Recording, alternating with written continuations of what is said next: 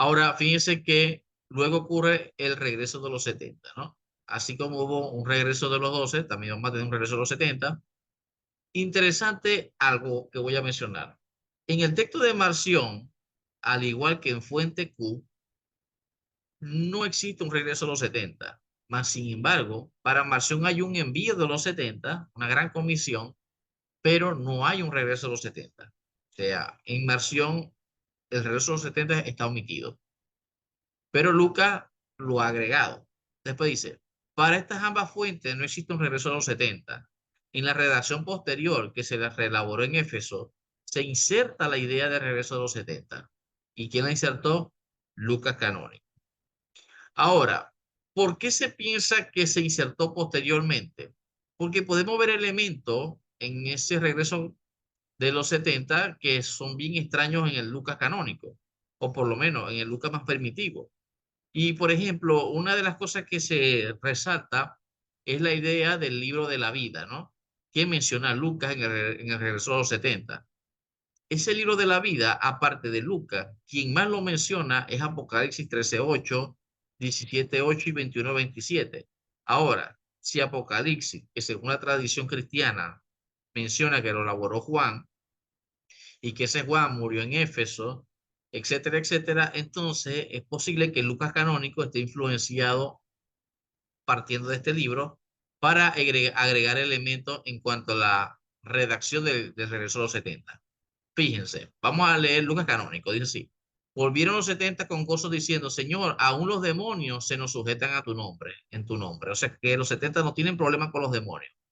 Los 12 tuvieron problemas con un demonio que no los pudieron sacar, pero estos tienen el control total acerca de sacar demonios. Y les dijo, es tanto así, Señor, fíjense, que yo veía a Satanás caer del cielo como un rayo. O sea, Lucas está diciendo que los 70 tuvieron éxito totalmente, porque ni siquiera en cuanto a los 12, si el éxito de los 12 hubiese sido un éxito totalmente rotundo, hubiesen visto caer a Satanás, que es un ejemplo de victoria. O sea, ver a Satanás caer simbólicamente lo que representa es que ha sido, digamos que, derrotado el enemigo, ¿no? Y que el cristianismo ha triunfado. Fíjense que yo veía caer a Satanás como un rayo, vemos solamente el triunfo del cristianismo a través del regreso de los 70.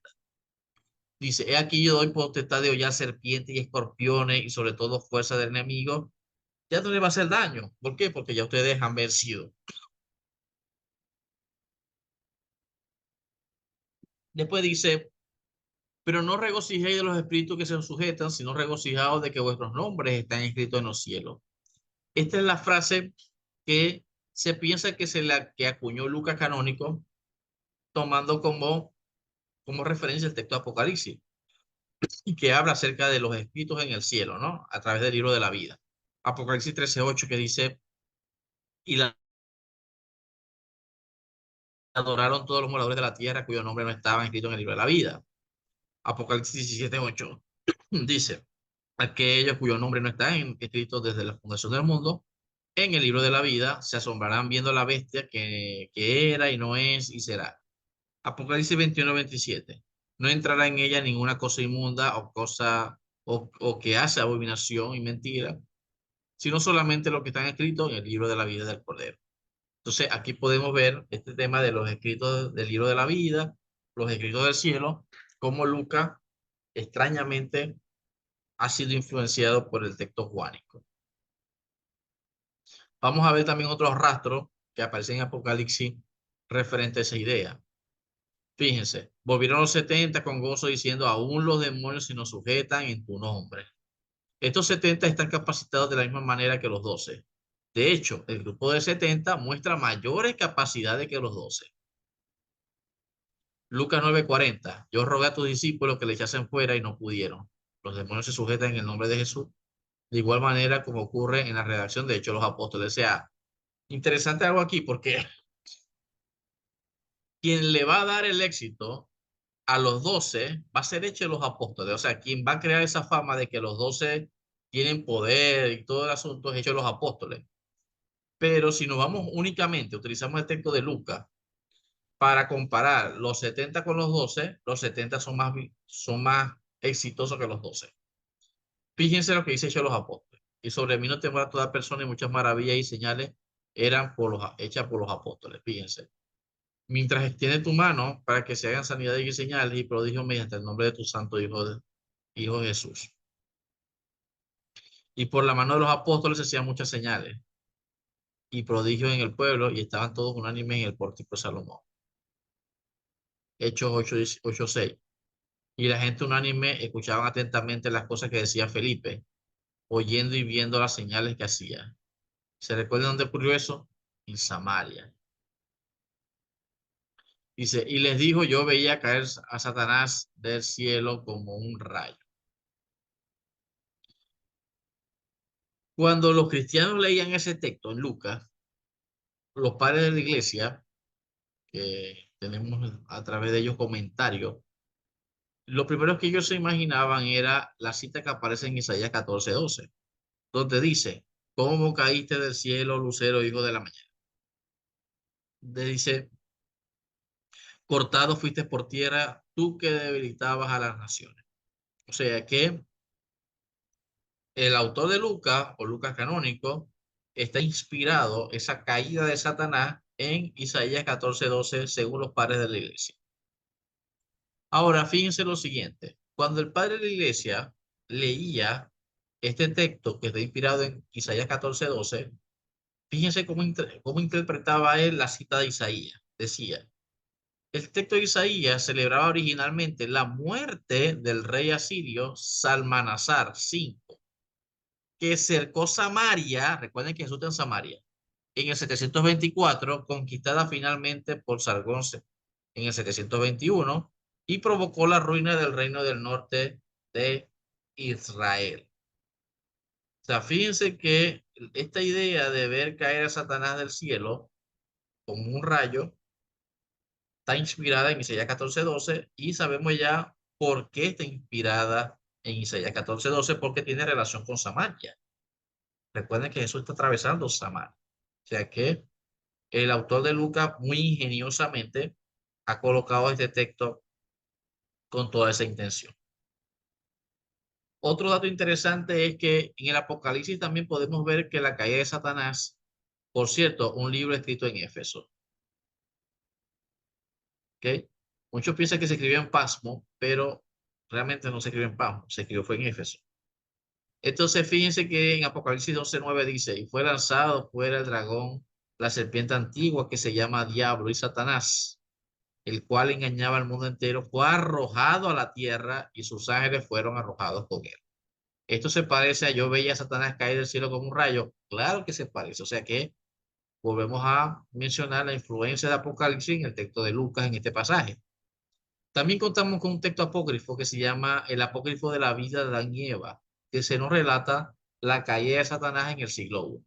O sea que este texto, que es del siglo I, también hace una reelaboración acerca de cómo cayó Satanás del cielo. O sea que esa invención cristiana que luego la desarrolla los padres de la iglesia más tardío, como San Agustín, todo el tema de Satanás y los demonios del cielo, la caída de Lucifer, todo eso no nace tardíamente, ya eso se estaba, vamos a decir, manejando en algunas comunidades como una idea. O sea, que no eso, que no, porque todo el mundo dice, no, porque eso lo inventaron en el siglo IV, siglo V. No, mi gente.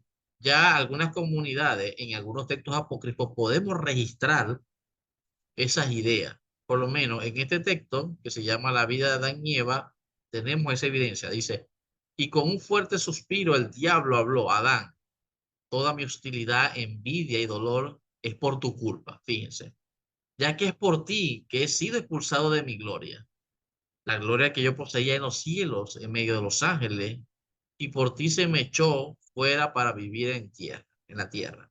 Adán respondió, ¿qué es lo que me dices? ¿Por qué me culpas que estoy en contra de ti? Veo que no has recibido ningún daño o perjuicio de nosotros, porque tú no persigues. Sección 13 dice, el diablo respondió, Adán, tú no sabes lo que me dices. Fue por tu bien que fui lanzado, fíjense, de ese lugar. Cuando tú fuiste formado, me arrojaron fuera de la presencia de Dios y quedé desterrado de la compañía de los ángeles. Dios te hizo, te puso el aliento de vida y tu cara a semejanza e imagen de él. Entonces Miguel también dio culto a los ojos de Dios y Dios el Señor habló, aquí está Adán, yo lo he hecho a nuestra imagen y semejanza. ¿Se fijan? ¿Cómo vemos la influencia de ese relato en Lucas 18, 10, 18?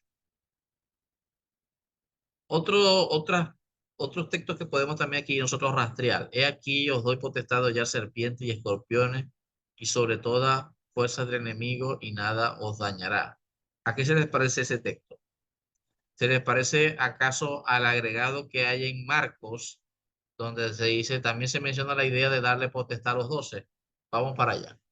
Ustedes saben que Marcos, para aquellas personas que quizás no conozcan mucho el texto de Marcos desde la crítica, el texto de Marcos tiene dos finales, o no tiene dos finales, realmente tiene son cinco finales, pero esos cinco finales los académicos lo han dividido en dos, vamos a decir, en dos finales básicamente.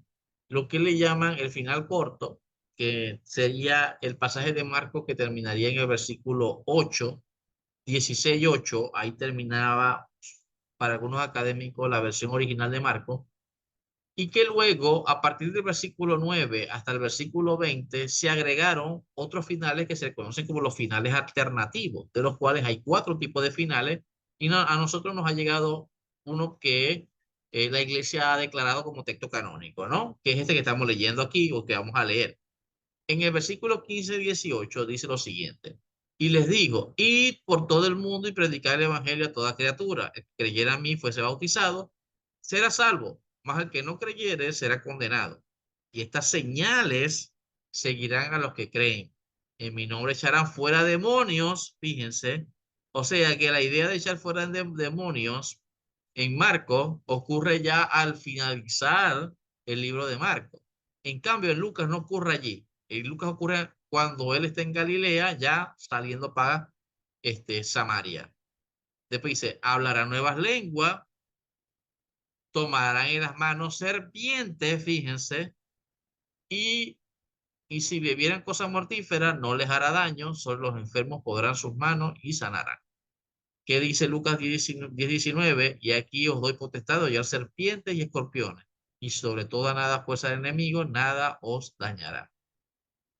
Si usted lee, por ejemplo, aquí vemos también otro relato que se correlaciona con Lucas 10:19, Hechos 28:3-5, dice, entonces habiendo recogido Pablo algunas ramas secas, las echó al fuego y una víbora, fíjense, huyendo del calor, se le prendió en la mano.